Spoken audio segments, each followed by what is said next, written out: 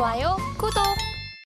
안녕하십니까. 서울경제TV 오민 전문가입니다. 오늘 2024년 11월 28일 목요일 국내 증시 마감 시황 시작하도록 하겠습니다. 시황이라고 해봐야 사실 별거 없고요.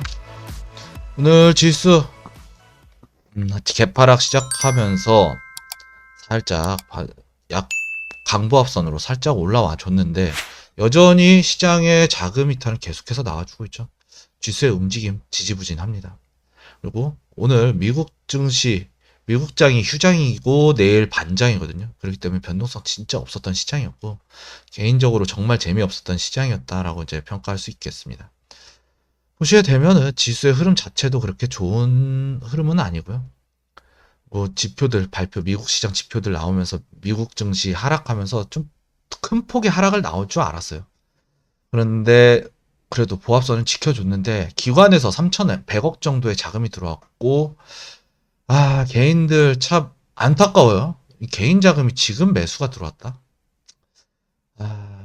모르겠어요. 저는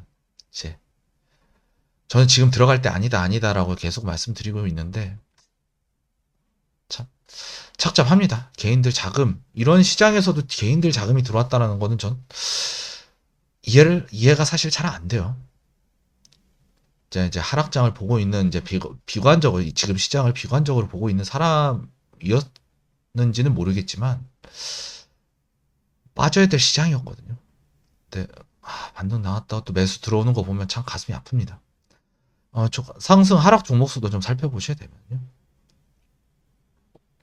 뭐 대부분 종목들이 이제 상승을 했어요. 보합선에도 불구하고 뭐가 이게 좀 안 맞는 것 같거든요.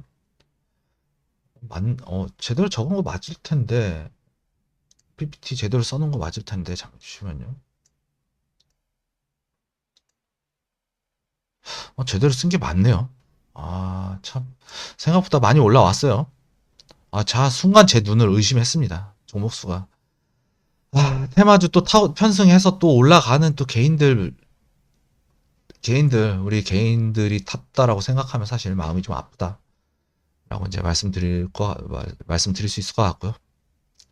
이어서 좀 살펴보시게 되면요. 오늘 다 이거예요.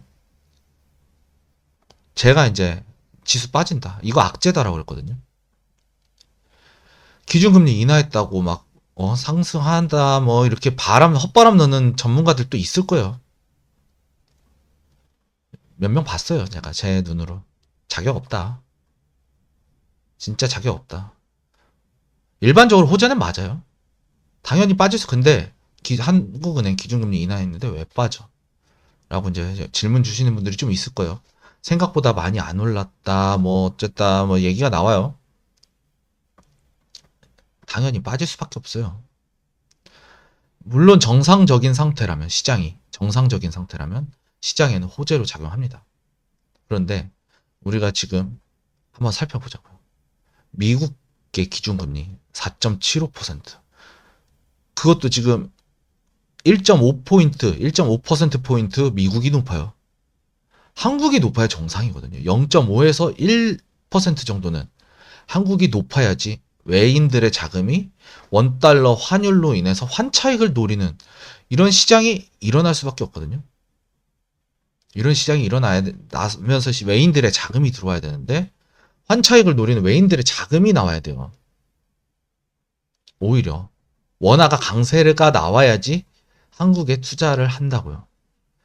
아니, 기축통화 달러를 찍어내는 미국인데 우리나라는 원화잖아요. 기껏해야 이제 선진국 진입 막 했다, 뭐 관대하게 보는 쪽에서는 우리나라 선진국 꽤 오래전에 들어왔다라고는 하는데 공식적으로 제가 생각하는 건, 정부나 뭐 국민들이 생각하는 거는 이제서야 선진국 반열에 겨우 들어갔다라는 거잖아요. 그런 우리나라의 신용도가 더 높을까? 아니면 세계 최고의 군사력, 세계 최고의 기술력, 세계 최고의 시장을 가지고 있는, 모든 것이 자급자족을 할 수 있고 세계 패권 1위인 이 미국의 달러화를 발행하는 이 미국의 신용도가 더 높을지를 한번 생각을 해보자고요. 아니죠. 미국이 훨씬 더 유리하죠. 그럼 이 자금을 끌어들이기 위해서 우리나라가 더 많은 기준금리를 그 이자가 더 높아야 돼요. 그러면서 외인들 자금이 들어와야 된다는 얘기예요. 근데 지금 완전히 역전됐죠. 당연히 여기서 나가려는 외인들의 자금들, 환차손을 우려한 자금들이 시장에서 빠져나갔고요. 그리고 지지부진한 한국시장. 아니, 상법 개정안도 한번 살펴보도록 할게요. 상법 개정안. 주주의 이득을 확대한다는데, 대주주는 주주 아니에요? 거기 등재되어 있는 이사들은 주주 아니에요? 참 이해가 안 가요. 미국같이 배당 이빨 뿌려버리면 되잖아요. 우리. 근데 그런 게 안 되잖아요. 참, 이런 거 보고 기준금리 인하했다고 호재라고 단순하게 놓고 보는 것도 참 능력이에요. 그러면서 이거 사람들 호갱하는 것도 호갱이라고 그러거든요. 참, 그것도 능력이에요. 기준금리 했다고. 여기서 더 나빠질지언정 유지는 될 거예요. 왜냐? 12월에 FOMC 미국의 기준금리 인하가 예정이 잡혀 있으니까 그냥 미리 선제적으로 했다라고 생각하면은 호재도 아니에요. 그냥 노멀이진 거지. 근데 이것도 잘 살펴보자고요. 어제 미국 증시 지표 발표 나왔죠. 시장에 미국 시장 월가에서 예상하고 있는 지표들 노동도 약간 둔화. 우린 사람을 뽑긴 뽑는데 많이 안 뽑을 거야. 신규는 줄었어요. 신규 실업은 줄었는데 연속 실업이 줄었어요. 늘었어요. 연속 실업이 늘었다는 얘기는 그만큼 실업자가 생기는 만큼, 신규 실업이 생기는 만큼 기존의 실업자들을 채용하지 않고 있다는 얘기가 되겠죠. 그렇다는 뜻은 미국의 노동시장이 둔화되고 있다라는 신호를 보내주고 있어요. 연준에서 작년 이중책무를 계속해서 언급을 했거든요. 그러면서 물가는 어느 정도 잡혔어요. 하지만 이제 근원 PC나 PC 쪽은 물가가 이전보다 올라가긴 했지만 예상치에 부합했다.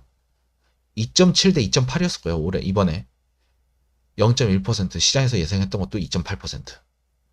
시장에서 부합했고 노동시장이 조금 약간이나마 소폭이나마 둔화가 되었기 때문에 미국이 금리 인하할 수 있는 기대에 대한 가능성이 조금 올라갔어요.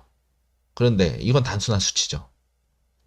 여기서 미국에서 빼놓고 있는 게 시장은 트럼프 이슈로 움직이는 종목들 대부분이에요. 그런데 트럼프가 얘기한 관세나 미국 수입품에 대한 관세, 그리고 감세, 이런 정책들에 대한 리스크 전혀 반영되고 있지 않거든요. 이게 과연 호재일까? 다시 한번 생각해보자는 얘기예요. JP모건이나 골드만삭스에서 트럼프 관세 정책 시행됐을 땐 연 3%의 금리 인상 효과가 있다라고 얘기가 나왔으니까 3%의 성장률이 넘어줘야 되는데 미국의 성장률 지금 2%대인데 올해 디플레이션 나오거든요. 그렇게 되면 그렇다고 금리 인하하자니 물가는 또 올라가. 스태그 나올 수도 있다는 얘기예요. 최악의 경우에. 그럼 이런 걸 잡기 위해서 기준금리를 인상하면서 고환율을 만들어냈는데 지금 시장이 정상적인지를 한번 생각해 봐야 된다는 얘기겠죠. 지금 시장 비정상입니다. 비정상. 극히 비정상적인 시장이에요. 아니, 미국의 기준금리 자체가 높은 것 자체가 말이 안 되는 거고 높을 수야 있겠죠. 높으면 올라야겠죠. 환율이. 당연한 거예요. 외인들 빠져나오고 단기적으로 3.0 나왔고 이제 며칠 차이가 안 나니까 한 1, 2주 정도밖에 차이 안 나겠죠. 그러니까 12월 금리 인하 미국에서 한다는 전제 하에는 보통이다. 그런데 미국에서 12월 달에 기준금리 인하 안 하잖아요. 엄청난 악재의 부메랑으로 돌아오게 될 겁니다. 제발 한 가지만 생각하지 말고 두 가지 상승이 있으면 하락도 있는 거고 우리 주식 차트 파동 보시면 올라갔다 내려왔다 하잖아요. 이거의 진 파동을 좀 찾아보시란 얘기예요. 그게 기본적 분석이 됐든 기술적 분석이 됐든 이슈 분석이 됐든 매크로 경제 지표 분석이 됐든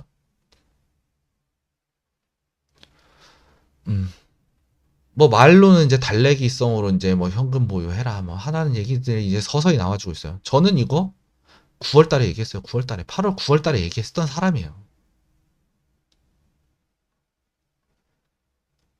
미국 대선 끝나면 호재밖에 안 남았다, 뭐 간다, 불확실성 사라졌다 하는 사람들하고 저는 격이 다르다고 생각을 해요. 참 말이 좀 길어요.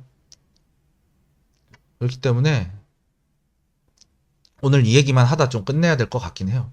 그래 말이 좀 길어질 수밖에 없었는데 결국엔 시장이 비정상적인 거다.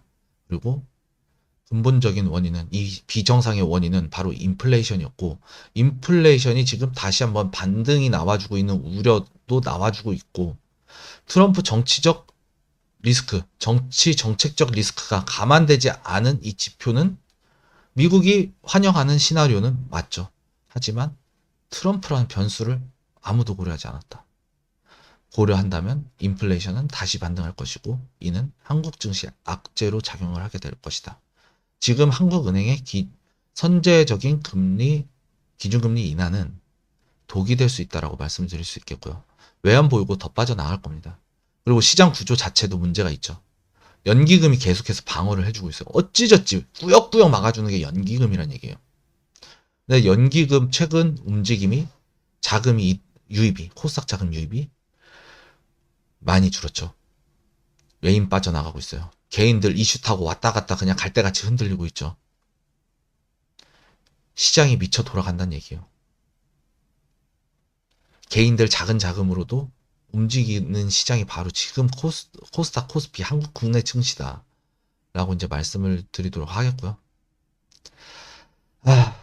모르겠습니다. 저는 해드릴 말씀 다 해드린 것 같고, 저는 이제 현금 준비하라는 얘기는 8월부터 했었고요. 저는 이제 말씀 드릴 건 다 드렸고, 판단은 보시는 분들의 영역이다.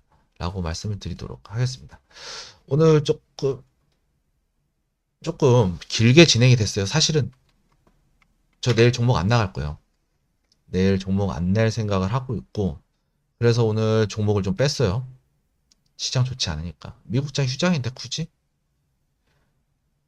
단타라면 들어갈 수 있어요. 그냥 단기 변동성만 노리면 들어갈 수 있지만 글쎄요. 저는 아직까지 이제 타점 잡기는 딱 오늘까지가 마지막이지 않을까 라고 이제 말씀드리도록 하겠고요.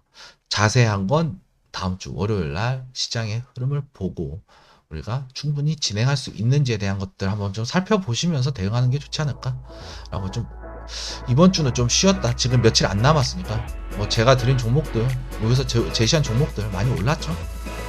뭐 빠진 것도 있습니다만 대체적으로 목표가 말씀드렸던 것들은 방송의 목표가 달성한 것도 있고 매수가 안 주고 올라갔던 것도 있겠지만 대부분 올라갔다 라고 좀 말씀드릴 수 있겠고 확실한 이런 데이터 바탕에서 우리가 시장 차분하게 공략해 나가야 되지 않을까 라고 말씀드리면서 오늘 마감 시황 마치도록 하겠습니다. 감사합니다.